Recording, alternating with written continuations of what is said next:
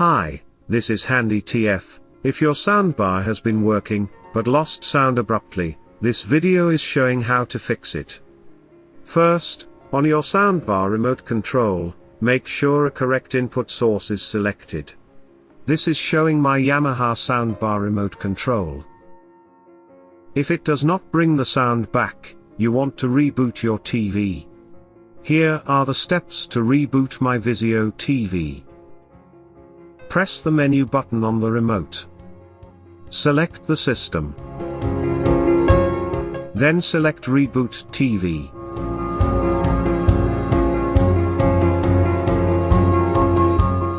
Answer yes.